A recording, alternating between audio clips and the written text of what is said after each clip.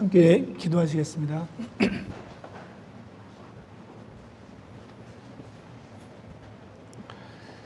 사랑과 은혜가 충만하신 거룩하신 우리 주 아버지 하나님, 은혜를 감사합니다. 이 세상이 전부인 것처럼 살아가던 우리들을 먼저 불쌍히 여겨주셔서 찾아와 주셨고, 죄만 거물 많은 우리들을 위해서 십자가에서 피 흘려 죽으심으로 말미암아 우리를 구원하셔서 장차 영원한 천국에 들어갈 수 있는 소망을 허락해 주신 그 은혜를 감사합니다. 지난 한 주간 학예 수양회를 통해서 수많은 영혼들을 구원하여 주신 것 진심으로 감사드립니다. 오늘 또 이렇게 지난주에 수고하시고 주의 날을 맞이해서 초등부 우리 어린이들을 또 섬기며 그들에게 말씀을 증거하시는 우리 선생님들, 먼저 하나님의 말씀을 배우기 위해 이 아침 시간에 나와 있습니다. 성령께서 이 시간에 두루 역사하여 주시고 마음을 열어주셔서 하나님께서 우리에게 주시고자 하시는 그 큰 뜻이 무엇인지를 밝히 깨달아 알 수 있도록 도와주시옵소서. 모든 수고를 아시고 또 봉사하는 모든 우리 선생님들의 마음을 아시는 하나님께서 합당한 은혜로 갚아주시기를 간절히 원합니다. 참석치 못한 우리 형제자매님들 어느 곳에 있든지 하나님 발걸음을 재촉해 주시고 함께 말씀을 배우며 교제할 수 있도록 도와주시옵소서. 모든 것 우리를 사랑하시는 예수님의 이름으로 기도합니다. 아멘. 어제까지 학예 수양회 하시느라고 고생하셨습니다. 학예 수양회 그 피로가 덜 풀리셨을 텐데 아침 시간에 또 오셔서 함께 말씀을 상고하고 준비하는 모습이 정말 감동이 됩니다. 오늘 먼저 말씀을 찾겠습니다. 요한복음 4장입니다.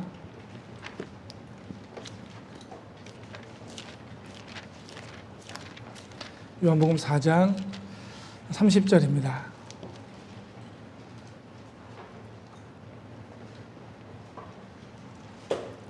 4장 30절 제가 천천히 읽겠습니다. 저희가 동네에서 나와 예수께로 오더라. 그 사이에 제자들이 청하여 가로되 랍비여 잡수소서. 가라사대 내게는 너희가 알지 못하는 먹을 양식이 있느니라.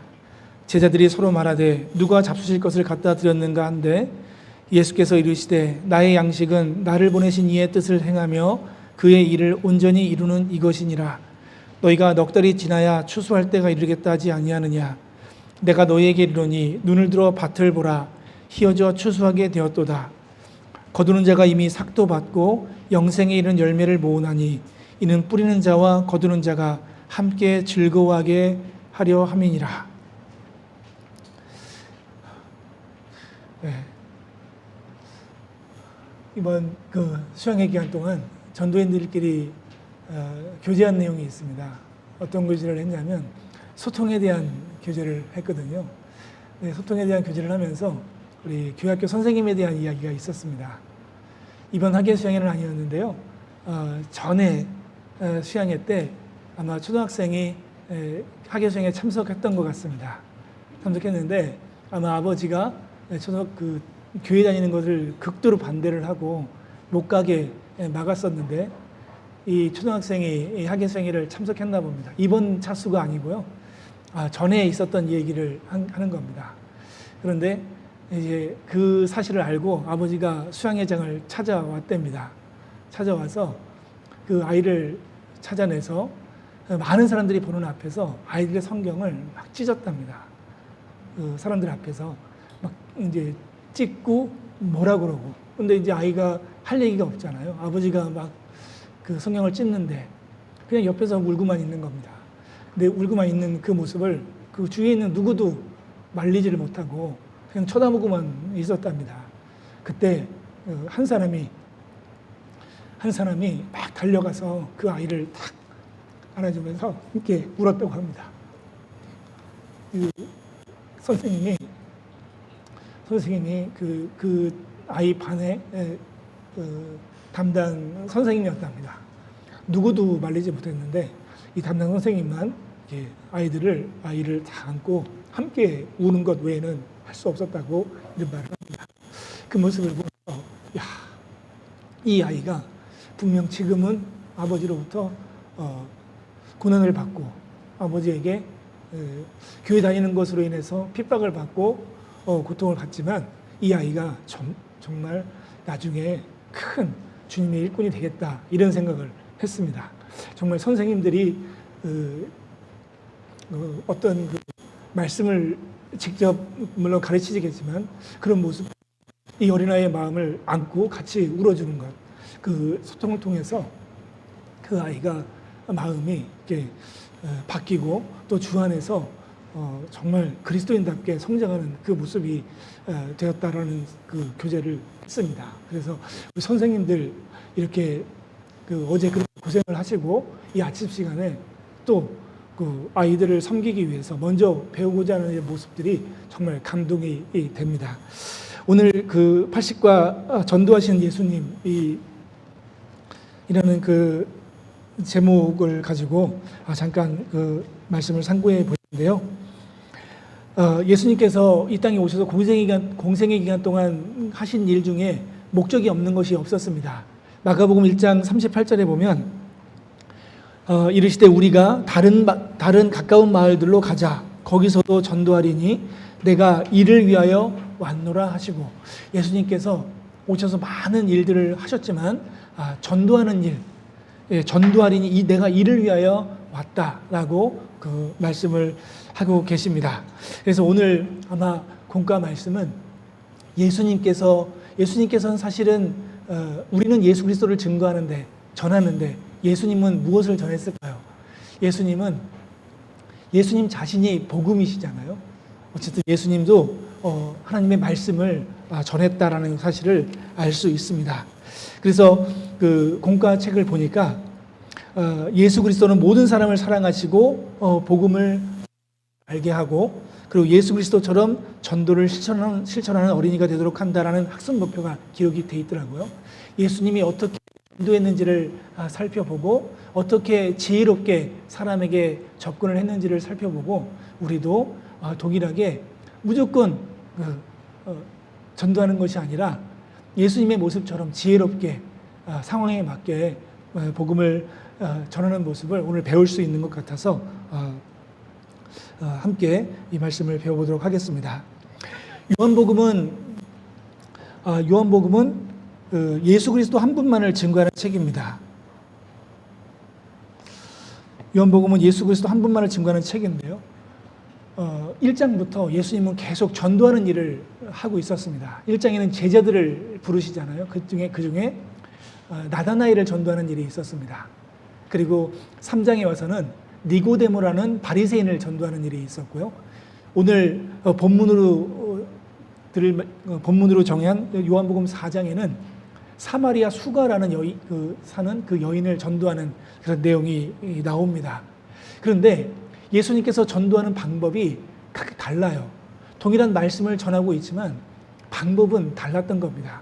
3장에 나타나는 니고데모라는 사람은 바리새인이었습니다. 이 사람은 지성인이었고 훌륭한 종교인이었습니다. 학식이 많고 경건한 사람이었거든요.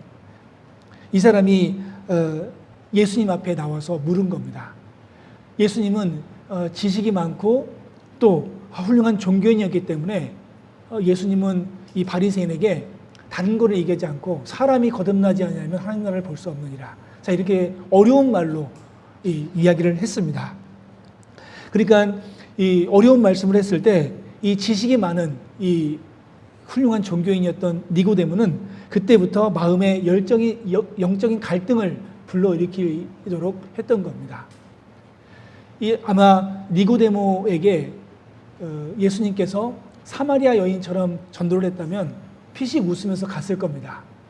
그러나 예수님께서는 이 니고데모에게 사람이 거듭나지 않으면, 이 종교적인 열심을 갖고 있었던 이 니고데모에게는 종교적인 열심이 천국 가는 길이 아니라고 단호하게 예수님께서 말씀을 하신 겁니다.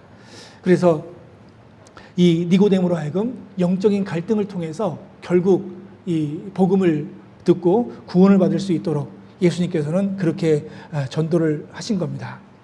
사마리아 이 수가 여인은 이 여인은 진리를 찾는 마음도 없습니다. 그리고 하나님을 알지 못했고 죄가 많았습니다. 그러니까 이 사람에게는 예수님이 찾아갈 수밖에 없어요. 니고데모는 예수님께 뭔가를 얻기 위해서 나왔지만 이 사마리아 여인은 찾아올 힘도 없잖아요. 그러니까 예수님이 직접 이 사마리아 여인에게 찾아갔던 겁니다. 가서 대뜸 사람이 거듭나지 아니하면 하나님 나라를 볼 수 없네, 이렇게 얘기했다면 무슨 얘기인지 모를 거잖아요. 그러니까 이 사마리아 여인, 그에게는 가벼운 질문부터 가벼운 말로 이게 먼저 소통을 하기 원했습니다. 물 좀 달라고. 자, 그러니까 이 모습을 통해서 예수님이 전도하는 이 말씀을 전할 때에는 각각 어떤 사람이냐에 따라서 방법을 달리했다는 것을 우리는 배워볼 수 있습니다. 예수님은 누구를 만나든지 항상 자기를 만나는 모든 사람들에게 말씀을 전했습니다.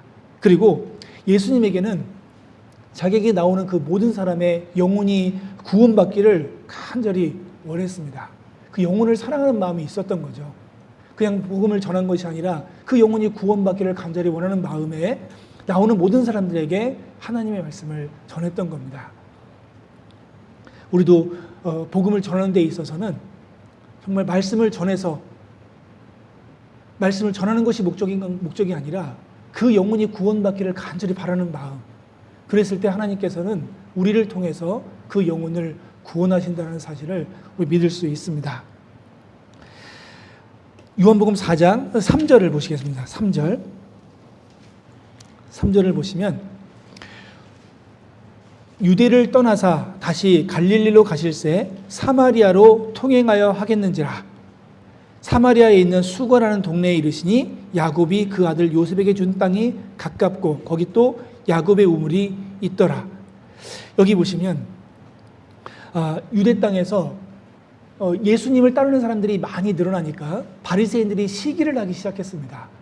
그러니까 예수님은 그들과 변론하는 것이 목적이 아닙니다. 그들과 다투는 것이 목적이 아니라 사람의 영혼을 구원하는 것이 목적이기 때문에 예수님은 그들을 피해서, 그 충돌을 피해서 다시 갈릴리로 가고자 했던 겁니다. 유대 땅에서 갈릴리로 가려면 갈릴리로 가는 데 있어서 가장 가까운 거리가 사마리아를 통과하는 길입니다.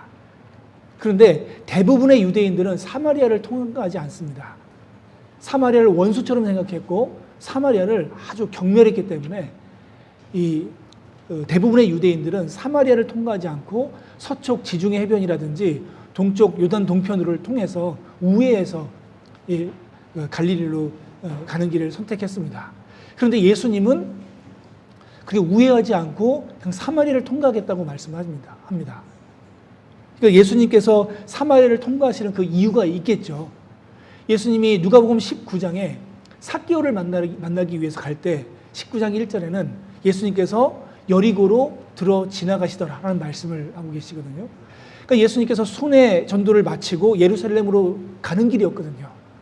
여리고로 가려면 예루살렘과 반대로 내려가야 되는 길입니다. 근데 굳이 여리고를 내려가는 이유가 뭐겠습니까? 정말 뭔가를 찾고 진리를 찾는 사람, 예수님을 만나고자 하는 사람, 삭개오가 있었기 때문에 예수님은 굳이 예루살렘으로 가는 그 길에 돌려서 여리고로 내려갔던 겁니다. 이것도 마찬가지죠. 이 사마리아 여인은 유대인에게도 멸시를 당했지만 사마리아 성 내에서도 소외를 당하고 있었던 것 같습니다.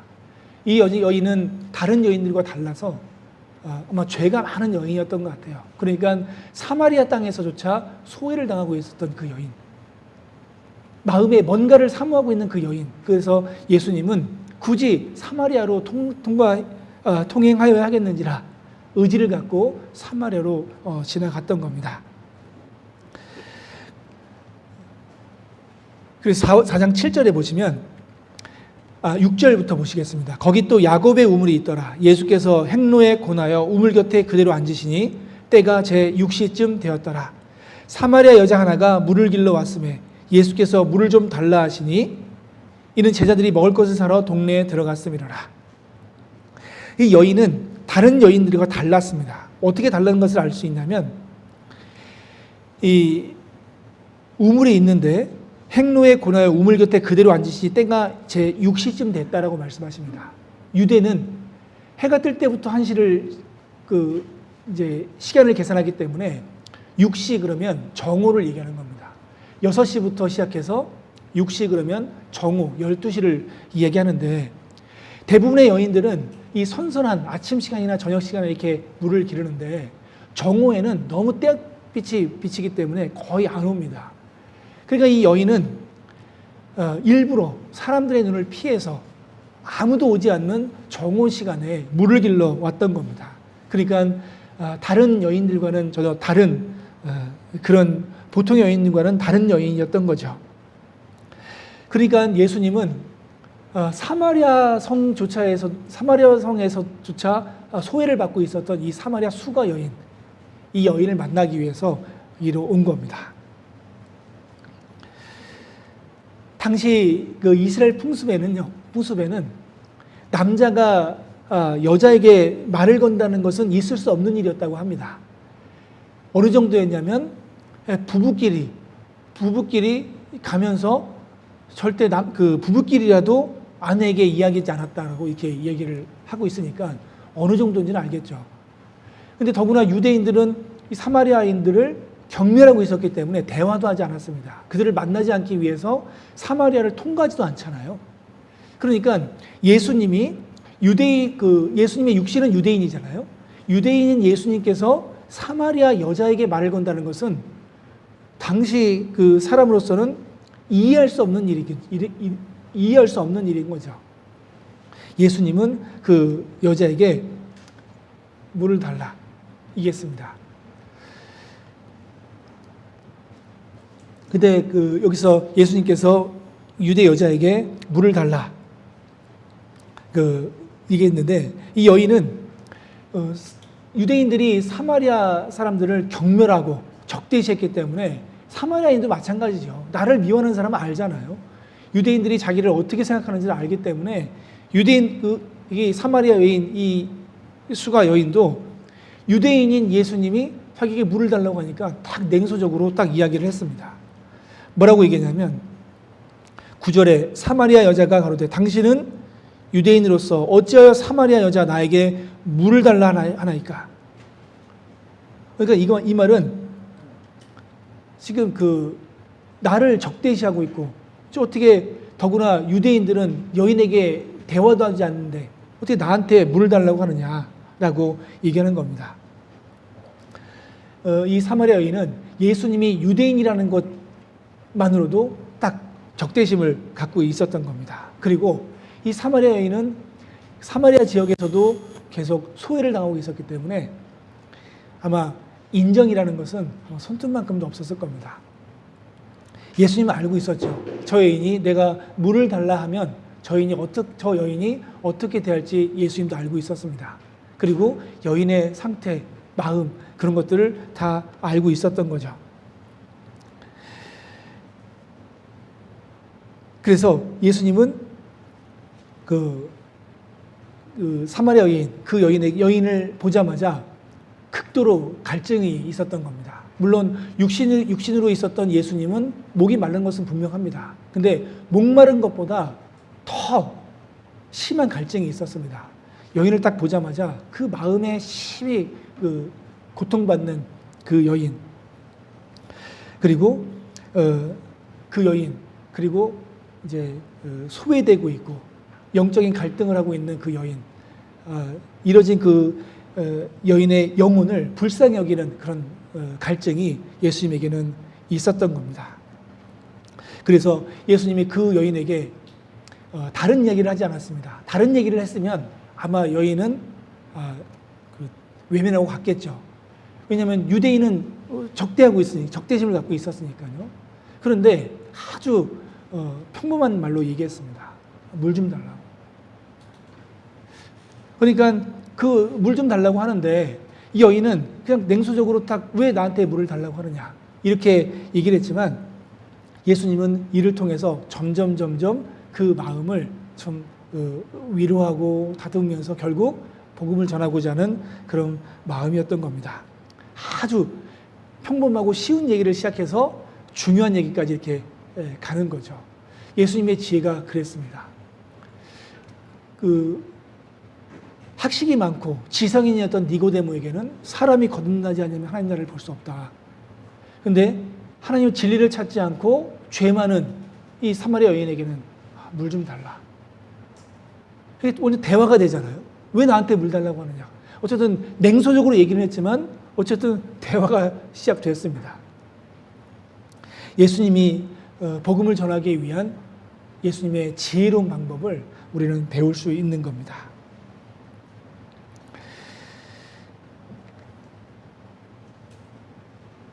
대부분 니고데모가 같이 진리를 찾아서 예수님께 나오는 사람이 있는 반면에 참 하나님에 대해 관심도 없고 진리를 찾지 않는 사람들, 그런 사람들이 더 많잖아요. 이 모습은 우리의 본이 되는 모습이라고 생각이 듭니다. 그래서 우리한테 야, 나 하나님을 믿고 싶어라고 찾아오는 사람은 거의 없고, 거의 하나님에 대해서 대적하고, 그리고 우리가 믿는 것에 대해서 조롱하고 하는 그런 사람들 뿐인 거잖아요. 그런 사람들에 대해서 예수님이 전도하는 그 지혜를 배워서 우리로 하여금 우리를 대적하고 우리를 비난하고 욕하지만 그들의 영혼을 사랑하는 마음을 가지고 우리는 그들에게 복음을 전해야 되겠습니다. 사람이 거듭나지 않으면 이게 아니라 정말 그에게 필요한 말, 가장 쉬운 말로부터 시작해서 가장 중요한 말까지 그 마음을 변화시켜서 결국 그들로 하여금 이 진리를 찾을 수 있도록 그렇게 우리는 전도를 해야 되겠다 생각이 듭니다. 4장 10절입니다. 예수께서 대답하여 가라사대 내가 만일 하나님의 선물과 또 내게 물 좀 달라는 이가 누구인 줄 알았다면 내가 그에게 구하였을 것이요 그가 생수를 내게 주었으리라. 예수님이 먼저 물을 달라 해서 대화가 됐잖아요. 대화가 되니까 예수님은 한마디 더 붙입니다. 네가 만일 하나님의 선물과 또 내게 물 좀 달라는 이가 누구인 줄 알았다면 내가 그에게 구했을 것이요. 그러니까 하나님의 선물, 그러니까 귀가 쫑긋해지는 거죠. 뭔가 물 좀 달라 그랬다가 하나님의 선물, 그러니까 이 여인은 딱 귀가 딱 뜨이는 겁니다. 그렇지만 이 여인은 이미 아직까지 육신적인 것을 추구하고 세상적인 것으로 만족하고자 하는 그 여인이었기 때문에 하나님의 선물 그랬을 때 영원한 것을 생각한 것이 아니라 뭔가 하나님으로 받은 육신적인 축복을 생각한 거겠죠. 그래서 하나님의 선물, 그리고 그가 생수를 내게 주었으리라 그랬을 때 생수, 지금 그릇은 내가 갖고 있는데 당신 그릇도 없으면서 어떻게 그 생수를 주려고 하느냐. 그러니까 이 여인은 예수님은 이 여인의 영혼을 불쌍히 여기고 영혼에 대해서 마르지 않는 생수를 주겠다고 말씀하고 계시는데 이 여인은 육신적인 것만 생각하다 보니까 예수님이 하시는 그 모든 말씀을 육신적으로 받아들이는 겁니다. 하나님의 선물, 그리고 이 물, 이렇게 단순하게 생각을 하고 있는 거죠. 여기서 잠깐 그 하나님의 선물이 뭘까요? 하나님의 선물. 예수님께서 하나님의 선물이라고 말씀했는데 선물 자체는 보니까 선물 그러면 생각나는 구절 있잖아요. 에베소서 2장 8절 말씀.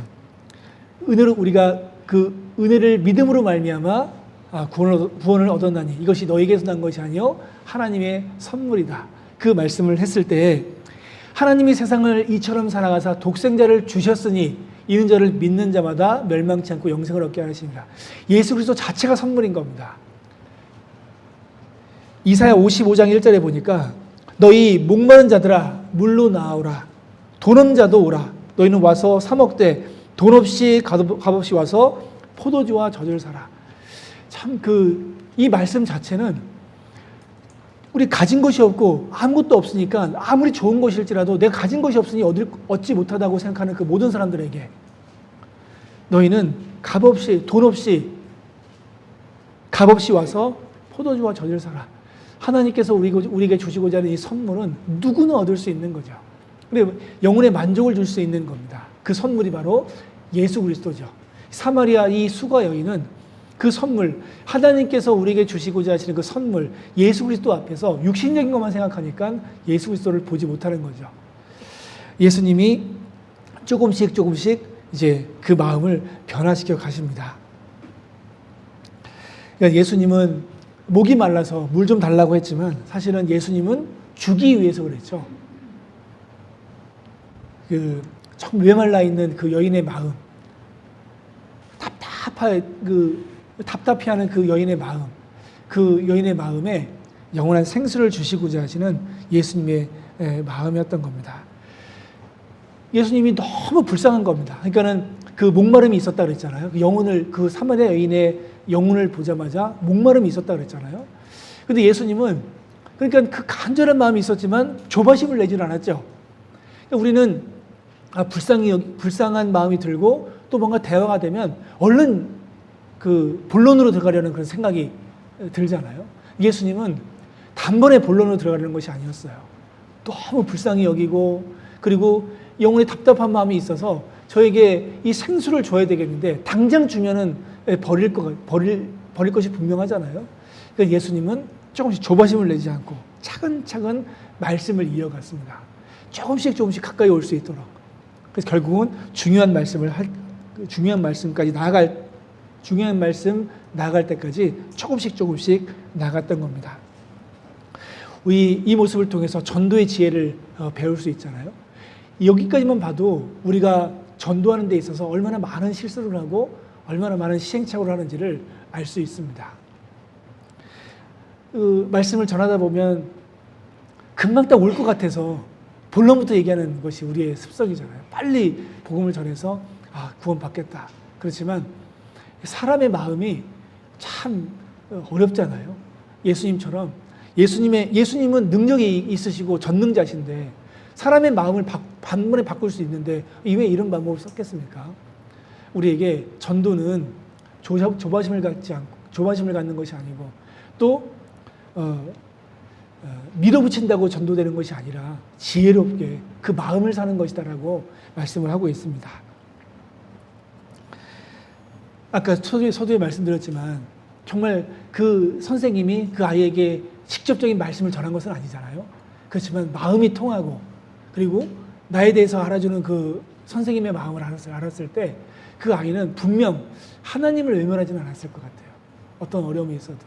그렇기 때문에 마음을 사는 것이 가장 중요하고 그 마음에 이 복음을 심는 것이 가장 중요하다는 것을 우리는 배울 수 있겠습니다.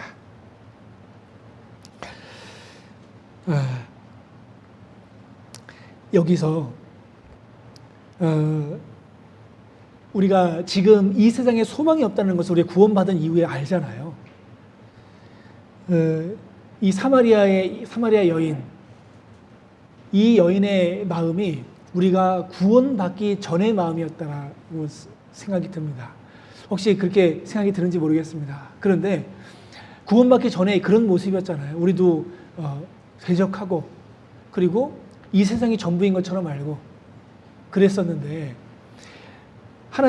예수님께서 이 사마리아 여인, 이 여인이 구원받을 때까지 참고 인내하고 참아주고 계속 기다려주고 계속 말씀을 이어가면서 결국 구원받게 하는 그런 모습을 봤을 때 내가 지금 여기에 앉아있는 것 자체는 하나님께서 얼마나 내가 구원받기 전까지 기다렸을까라는 생각을 하게 됩니다. 그러니까 우리가 지금 구원받고 이곳에 앉아있는 것 자체가 큰 은혜라는 생각이 듭니다. 우리는 단번에 구원받은 것이 아니라 이 사마리아 여인처럼 예수님께 냉소적으로 얘기한 적도 있었고 그리고 의문을 제기한 적도 있었고 그런데 예수님께서 기다려주고 믿어주고 그리고 또 참아주고 인내해주고 결국은 우리가 구원받을 때까지 참으셨다라는 생각을 하게 됩니다. 만약에 예수님께서 참지 않았다면 우리 이 자리에 있겠습니까? 이 자리에 없었을 겁니다. 그래서 우리 여기 있는 것 자체가 은혜라는 생각을 하게 됩니다. 13절을 보시겠습니다. 예수께서 대답하여 가라사대 이 물을 먹는 자마다 다시 목마르려니와 내가 주는 물을 먹는 자는 영원히 목마르지 아니하리니 나의 주는 물은 그 속에서 영생하도록 솟아나는 샘물이 되리라. 이 물을 먹는 자마다 다시 목마르려니와 물은 그렇죠. 근데 이것을 그런 의미로 말씀하신 것 같지는 않아요. 세상에서 돈도 많이 벌어보려고 하고 그리고 지식도 많이 가져보려고 하는데 그런 것들은 얻으면 얻을수록 더 갈급해지고 더 찾고자 하고 그것이 계속 만족이 없다는 것을 지금 예수님께서 말씀하는 겁니다.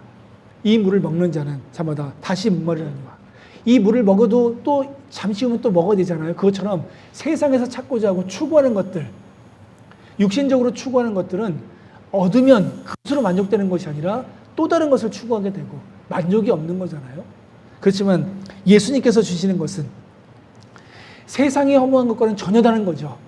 예수님께서 주시고자 하는 것은 썩지 않고 더럽지 않고 쇠하지 아니하는 기업, 그것을 우리에게 주시는 겁니다. 영원한 만족을 주시는 거죠. 없어지지 않는 것, 마르지 않는 주시는 거기 때문에 내가 주는 물을 먹는 자는 영원히 목마르지 아니하리니 나의 주는 물은 그 속에서 영생하도록 솟아나는 샘물이 되리라 라고 말씀하신 겁니다.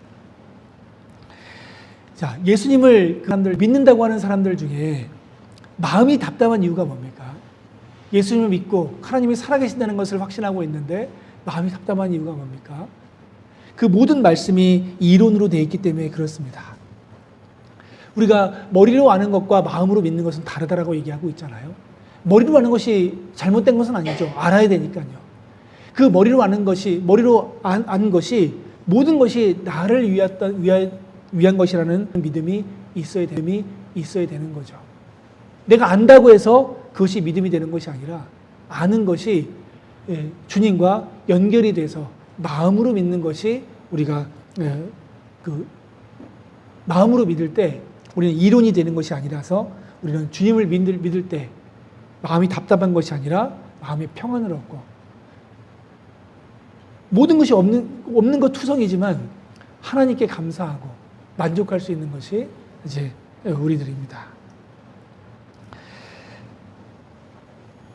그래서 그 세상 구원받지 않고 교회 다니는 사람들의 대부분이 그렇잖아요. 믿기는 믿는데 천국 갈 자신은 없고 참 이상하잖아요. 믿는데 천국 갈 자신이 없어요. 이게 믿으려고 노력하는 것과 믿어지는 것은 다른 거잖아요. 내가 믿으려고 노력하는 것. 그러니까 어떤 사람이 그런 예를 들더라고요. 어느 날 자려고 잠자리에 들었는데 잠이 안 와요. 자려고 노력하는 것은 내 의지지만 잠이 오는 것은 내 의지가 아니라고. 믿음도 마찬가지라고 얘기합니다. 믿음도 내가 믿고자 하는 노력으로 믿어지는 것이 아니라 믿음은 주어지는 것이라고. 그러니까 우리는 말씀을 듣고 또 그 말씀을 들을 뿐만 아니라 또 이 말씀이 나와 무슨 관계가 있는지를 분명히 알고 이 모든 것이 나를 위한 하나님의 계획이었다는 것이 은혜로 받아들인다면 그 이론이 되는 것이 아니라 나의 생명의 말씀이 되는 거잖아요. 그랬을 때 그 성령께서는 역사하셔서 우리에게 믿어지는 믿음을 갖게 하는 겁니다. 에베소서 1장 13절에 그 안에서 너희도 진리의 말씀 곧 너희의 구원의 복음을 듣고 그 안에서 또한 믿어 약속의 성령으로 인치심을 받았으니 진리의 말씀을 듣고 진리의 말씀 곧 너희의 구원의 복음을 듣고 그 안에서 또한 믿어 약속의 성령으로 인치심을 받았으니 그러니까 하나님께서 성령의 인치심이 있어야 그게 믿어지는 믿음이 되는 거죠. 그러니까 우리는 나 믿어요. 이게 믿는 것이 아니죠. 하나님께서 허락된 믿음이 있어야 되는 거잖아요. 간절한 마음이 있고 간절한 마음과 믿고자 하는 자신의 상태 마음이 있는 간절한 마음이 있을 때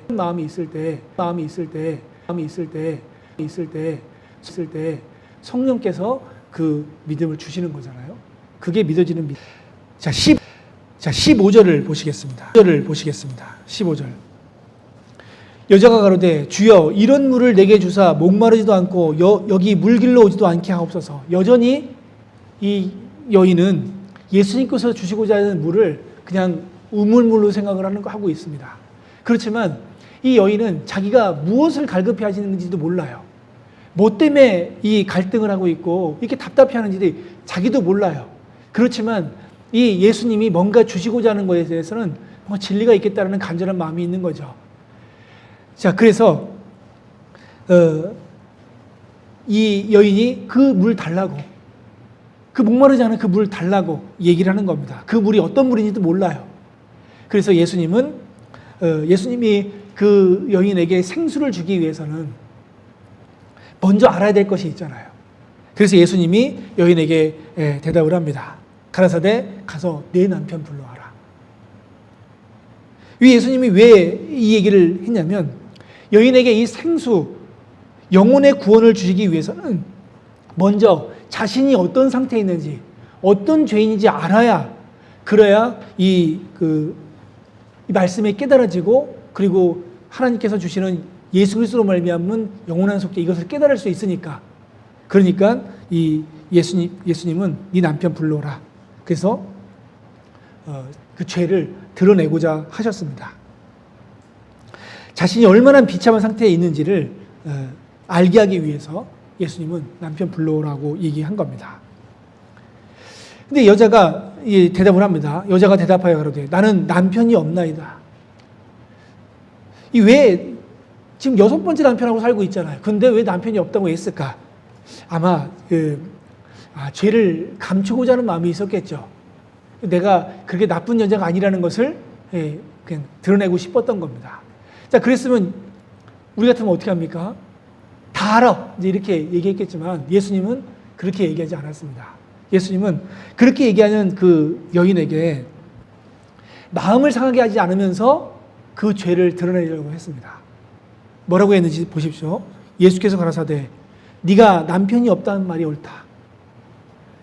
네가 남편 5이 있었으나 지금 있는 자는 내 남편이 아니니 내 말이 참되도다. 그러니까 어떻게 알았지?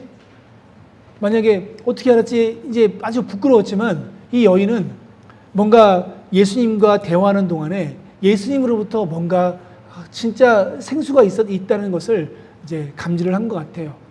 다른 여자 같으면 왜 내 뒷조사하고 다니냐고 막 이렇게 이거 타박했겠죠. 그렇지만 이 여인은 뭔가 있을 거라고 생각을 했습니다. 그래서 이 여인은 이 예수님께서 하시는 이 말씀을 듣고 바로 고백을 하죠. 여자가 가로되 주여 내가 보니 선지자로소이다. 자, 이렇게 고백을 하게 되는 겁니다. 예수님이 죄를 드러내신 이유는 그 지적해서 혼내려는 목적이 아닌 거잖아요. 자기의 상태가 어떤 것인지 알고 그것을 회개하고 하나님께로부터 오시는 그 선물을 받아야 되기 때문에 자기의 상태가 뭔지 모르고 그냥 하나님의 선물만 받으면 그것은 자기 것이 안 되죠. 회개하고 복을 믿어야 되는 것이 분명한 진리이기 때문에 그렇습니다. 우리 예수님께서 죄를 지적하신 이유, 로마서 5장 20절에 죄가 더한 곳에 은혜가 더욱 넘쳤나니, 자기가 죄인이라는 것을 깨닫지 못하면 하나님께서 예수 그리스도로 말미암아 하신 일이 그 큰 은혜로 다가오지 않을 거예요. 그렇지만 자기가 얼마나 큰 죄인지를 깨닫는 순간 예수님께서 하신 일이 큰 은혜로 다가오는 거잖아요. 보면은 구원받는 분들이 두 부류가 있다고 생각합니다. 하나는 정말 죄 가운데 살다가 구원받는 사람, 또 어떤 사람은 정말 착하게 살다가 구원받는 사람. 이 착하게 살다가 구원받는 사람은요, 처음 구원받았을 때는 닝닝하게 생각합니다. 그런데 이것이 교회 안에서 점점점 있으면 있을수록 은혜가 더 커지는 것이 아니라 자기 죄가 더 많이 발견돼요. 근데 죄가 더 많이 발견되면 발견될수록 주님의 그 십자가의 보혈이 점점 커지는 거예요. 그렇게 이 복음이 시작되는 것 같습니다. 처음에 정말 죄 가운데 구원받은 사람은 그 은혜가 좀 더 컸겠죠. 이 두 부류가 있다라고 생각이 듭니다. 죄가 더한 것에 은혜가 더 넘쳤나니라는 생각을 하게 됩니다. 그래서 이제 점점점 예수님이 하나씩 말씀함과 동시에 이 여인은 예수님에 대해서 조금씩 알아가고 있잖아요. 결국은 결국은 이 사마리아 여인이 세상적인 질문하는 것이 아니라 영적인 질문을 하게 됩니다. 뭐라고 얘기하냐면 20절에 우리 조상들은 이 산에서 예배하였는데 당신들의 말은 예배할 곳이 예루살렘에 있다 하더이다. 이 북이스라엘이 BC 700년경에 아수르의 그 포로가 되면서 이민족들을 거기다가 사마리아에다가 거주하게 했거든요. 거기서 섞여버렸어요. 그래서 유대인들은 그들과 상종하지 않았는데 이제 그 예루살렘, 그 하나님의 성전은 예루살렘에만 있다. 그러면서 사마리아인은 너희는 섞였으니 예루살렘에 오지 마라. 계속 대적하고 있으니까 사마리아 사람들은 어쩔 수 없이 이 그리심산에다가 성전을 지어놓고 예배를 드렸거든요. 이제 그러니까 이것이 영 못마땅한 겁니다. 그래서 물어보는 거죠. 선지자라고 생각하니까 영적인 질문을 한 거죠. 왜 우리 조상들은 이 산에서 예배하였는데 왜 당신들의 말은 예배할 곳이 예루살렘에만 있다고 얘기하냐고. 이것이 이제 불만이었다고 얘기합니다. 그랬을 때 이제 이 질문에 대해서 예수님은 이제 본격적으로 이제 대답을 해 주시죠. 21절에 예수께서 가라사대 이 여자여 내 말을 믿으라. 이 산에서도 말고 예루살렘에서도 말고 너희가 아버지께 예배할 때가 이르리라. 너희는 알지 못하는 것을 예배하고 우리는 아는 것을 예배하노니 이는 구원이 유대인에게서 남이니라. 아버지께 참으로 예배하는 자들은 신령과 진정으로 예배할 때가 오나니 곧 이때라. 아버지께서는 이렇게 자기에게 예배하는 자들을 찾으시니라. 하나님은 영이시니 예배하는 자가 신령과 진정으로 예배할지니라. 참 이 말을 들었을 때 참 사마리아 여인 마음속에 뭔가 시름이 싹 내렸을 거라고 생각이 듭니다. 예루살렘에만 유대인들만 우월하고 뛰어나고 하나님의 성전이 있다라고 자부심을 갖고 그거는 이 사마리아 사람들은 뭔가 유대인들에 눌려서 위축됐을 것 같아요. 그런데 하나님은 예루살렘에도 말고 이 산에서도 말고 오직 신령과 진정으로 예배할 때가 이를 것이다. 아버지께 참으로 예배하는 자들은 신령과 진정으로 예배할 때가 오나니 곧 이때다. 아버지께서는 이렇게 자기에게 예배하는 자들을 찾으시느니라. 그랬을 때 사마리아 여인은 마음속에 모든 시름이 싹 내려갔을 거라고 생각이 듭니다. 그러니까 이 사마리아 여인은 이제 더 이상 육신적인 질문을 안 해요. 세상 것에 대해서 관심이 없습니다. 어떤 질문을 또 했는지 보십시오. 여기 25절 여자가 가로되 메시아 곧 그리스도라는 이가 오실 줄을 내가 아노니 그가 오시면 모든 것을 우리에게 고하시리이다. 그녀도 다시 오실 메시아를 기다리고 있잖아요. 그러니까 예수님이 뭐라고 말씀하십니까? 예수께서 이르시되 내게 말하는 내가 그로라.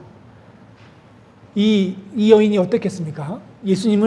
계속 예수님을 알아가고 선지자까지 알았는데 결국 이제 메시아 곧 그리스도라는 이가 오실 줄을 내가 믿나이다. 내가 안다. 그랬더니 예수님이 너와 말하는 내가 그다. 아마 충격을 받지 않았겠습니까? 그동안 기다렸던 모든 것이 다 모든 근심을 해결해주고 그리고 영혼의 만족을 줄 수 있는 그 메시아 그리스도 그가 다시 오신다는 것을 알고 있었는데 내 앞에 있는 그분이 그 메시아라는 사실을 알 때 여인이 어떻게 했냐는 겁니다. 결국 이 여인은 예수님이 그렇게 계속 앞전에 얘기했던 그 생수가 그게 물이 아니라 영생하도록 솟아나는 샘물이었구나라는 것을 이제 깨닫게 됩니다. 그리고 자기는 남편에게 만족이 안 되고 6번째 남편하고 살고 있음에도 만족이 안 되는데 결국 예수님이야말로 참된 남편이라는 것을 그 참된 남편이 되심을 이제 알았던 겁니다.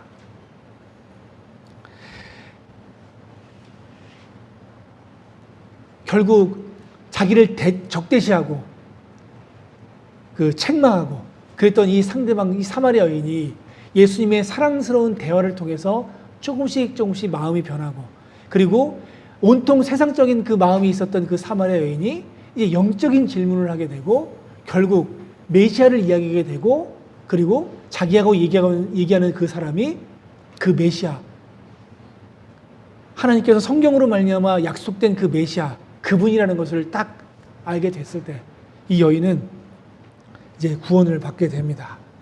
자, 이것을 봤을 때 우리가 그 어떤 사람, 사랑하는 사람을 전도하고자 하는데, 전도하고자 하는데 우리가 그 영혼을 사랑하는 것보다 하나님이 더 사랑하는 거잖아요. 우리에게 필요한 것은 사실 담대한 마음뿐입니다. 그리고 그 영혼을 사랑하는 마음뿐이에요. 그래서 그 영혼에게 어떻게 할까? 하나님께 간절히 기도하고 예수님이 전도하는 이 모습을, 이 마음을 가지고, 예수님이 전도하는 이 방법을 가지고 우리가 지혜롭게 다가가서 조금씩 그 마음을 계속 사는 겁니다. 그랬을 때 그는 진리를 깨닫게 되겠죠. 예일대학교 심리학자 어빅이라는 사람이 있습니다. 그 사람이 이제 예일대학교 대학생들을 모아놓고 실험을 하나 했습니다. 두 부류를 다 나눠가지고 실험을 했는데 25년 내에 그 암특효약 개발된다. 이 내용을 가지고 이제 설득을 하기 시작하는 겁니다. 여러 가지 자료를 가지고 설득을 하는데, 한쪽 부류는 과자하고 콜라하고 먹을 것을 제공하고 그리고 설득하고, 한쪽 부류는 아무것도 안 먹이고 설득만 시키는, 이렇게 두 부류를 나눴습니다. 그랬을 때 결과가 어떻게 되냐면, 과자를 주고 콜라를 주고 먹을 걸 주면서 이제 설득했던 그 부류는 한 81.1%가 설득을 당했습니다. 아, 그러냐고. 근데 아무것도 안 주고 설득만 시킨 이 사람들은 60% 설득이 됐다고 합니다. 그러니까 먹을 거를 주고 설득하는 것과 먹을 거를 주지 않고 설득하는 차이가 25%라는 것을 예일대학교 심리학자가 이렇게 얘기를 했다고 합니다. 우리가 한솥밥 먹는 사람, 이제 이런 얘기 있잖아요. 한솥밥 먹는 사람, 우리 식사 같이 할래요? 이제 이런 얘기가 사실 마음을 사고 그리고 공감대를 형성하고자 하는 그런 것이었다는 거예요. 한솥밥. 그러니까 우리가 복음을 전할 때 우리 식사 한번 합시다. 이것이 먼저가 선행이 돼야 되겠다라는 생각을 하게 됩니다. 지금 결국은 시간이 많이 됐죠. 요거 마지막으로 요것만 말씀드리겠습니다. 결국 우리가 전도할 때 사실은 그 마음을 사는 것이 가장 중요하다. 그것을 우리가 배울 수 있고요. 이 변화된 사마리아가 28절에 보면 물동이를 버려두고 들어가서 사람들에게 복음을 전했습니다. 그 사람들에게 복음을 전했어요. 이 여자는 성경에 대한 지식도 없었잖아요. 그리고 경건하게 살지도 않았습니다. 그런데 이제는 당당해요. 복음을 깨달았거든요. 주님을 만났거든요.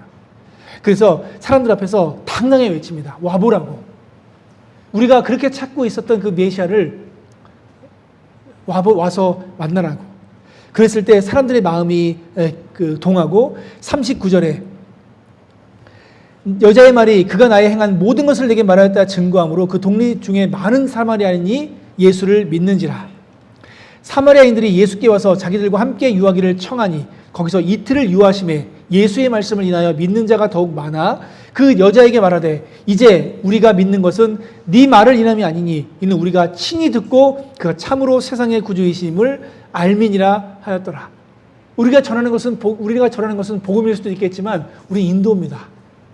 그들이 와서 주님을 만나고 주님께 말씀을 듣고 정말 깨달음을 얻었을 때 우리가 갖고 있었던 이 소망, 그리고 영생의 소망, 이것을 그들도 갖게 되는 겁니다. 자, 그랬을 때 예수님도 처음에는 무언을 당했죠. 우리가 복음 전할 때 무언을 당합니다. 그렇지만 예수님은 무언을 당했을 때 됐다, 이것이 아니었죠. 조금씩 그 마음을 변하게 했습니다. 그랬을 때 점점점 대화가 되기 시작했고, 그리고 그의 마음은 영적인 질문으로 시작이 됐고, 결국 주님께로 돌아오는, 참 이것이 그 전도의 정석이라고 생각합니다. 사실 우리가 마음이 통하고 마음이 믿어지면 거짓말도 믿잖아요. 마음이 믿어지면, 그 마음이 통하면 우리가 그만큼 정말 사랑하는 사람에게 그 복음을 전하기 위해서 그 마음을 사고, 그리고 위해주고 기도해주고, 또 결국은 그들로 하여금 이 복음을 들을 수 있도록, 그가 여기 이 사마리아 여인이 복음을 듣고 구원을 받음으로 인해서 사마리아 전 지역에, 하나님을 알지 못했던 사마리아 전 지역에 복음이 전해지고 그들이 다 구원을 받았잖아요. 우리가 전하는 그 한 사람이 어떤 사람인지 모르잖아요. 우리가 포기했을 때 한 부락이 없어질 수도 있는 거잖아요. 우리가 한 사람을 전해서 한 사람이 구원을 받았을 때 많은 사람이 이 구원을 받을 수 있는 길이 열릴 수도 있는 겁니다. 그래서 여기 오늘 그 요한복음 4장 전도하시는 예수님, 이 모습을 통해서 예수님은 참 우리를 위해서 이 전도하는 모습을 구체적으로 본으로 보여주셨다고 생각이 듭니다.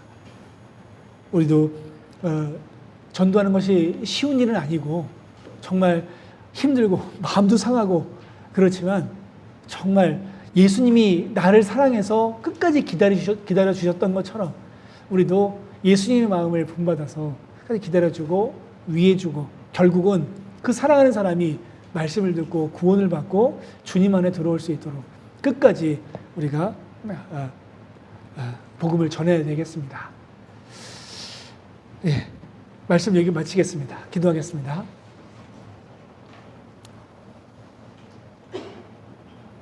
하나님 아버지, 감사합니다. 오늘 주의 날 주의 말씀을 듣고 또 초등부 어린 학생들을 섬기며 봉사하는 우리 선생님들,